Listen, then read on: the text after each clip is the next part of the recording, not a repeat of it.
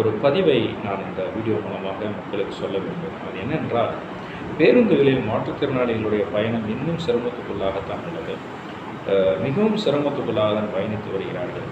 அப்படி நான் பார்க்கும்போது, நேற்று ஆண்டிப்பட்டியிலிருந்து வத்தலக்குண்டு வரும்போது தருமத்துப்பட்டிக்கு அடுத்த ஊரில் ஒரு பார்வையற்ற மாற்றுத்திறனாளி ஏறினார். பேருந்து மிகவும் கூட்டமாக இருந்தது. அந்த கூட்ட நெரிசலில் அந்த மாற்றுத்திறனாளி தன்னுடைய கைச்சுமையோடு சிரமப்பட்டு தான் ஏறினார். முன்வாசல் வழியாக ஏறினார். அதுவும் அந்த முன்வாசலில் ஏறும்போதே அந்த மாற்றுத்திறனாளிகளுக்கென்று ஒதுக்கப்பட்ட அந்த இருக்கையில் அமர்ந்திருந்த அந்த 2 பெண்கள் அவரை பார்த்து கண்களை மூடிக்கொண்டனர். நான் ஒரு மாற்றுத்திறனாளியாக இருந்த போதும் நடுவில் உட்கார்ந்திருந்தேன். எனக்கு ஒருவர் இறக்கப்பட்டு இடம் கொடுத்தார். ஆகவே அந்த அந்த மனிதர்கிட்ட நடத்துனர்கிட்ட நான் போய் சொன்னேன்.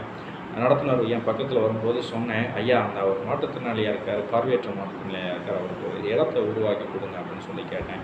அவர் அலட்சியப்படுத்திட்டு போயிட்டார். அவரை ஒன்றுமே சொல்லலை. அவருக்கு இடத்த அவருடைய சீட்டில் அவரை உட்கார வைக்கிறது கூட அவருக்கு மனசில்லை.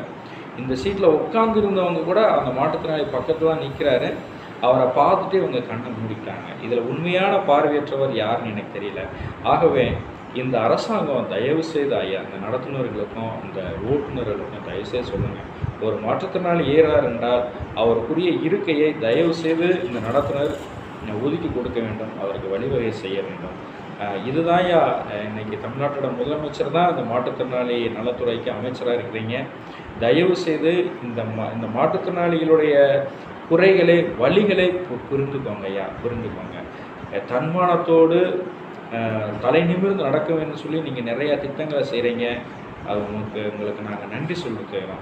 ஆனாலும் எங்களை பார்த்தா இன்னும் இந்த சமுதாயம் புறக்கணிக்குது, அசட்டை செய்யுது, ஏளனமாக பார்க்குது, இலக்காரமாக பார்க்குது, கேவலமாக பார்க்குது. தயவு செய்து நீங்கள் நடவடிக்கை எடுக்கணும் ஐயா.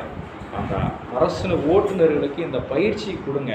இல்லை என்றால் அதே அந்த அரசு பஸ்ஸில், அந்த அரசு பேருந்தில் விளம்பரம் செய்கிறாங்க. அடுத்த நிறுத்தம் இந்த நிறுத்தம், அடுத்த நிறுத்தம் இந்த ஊர் வருது அப்படின்னு சொல்கிறாங்க.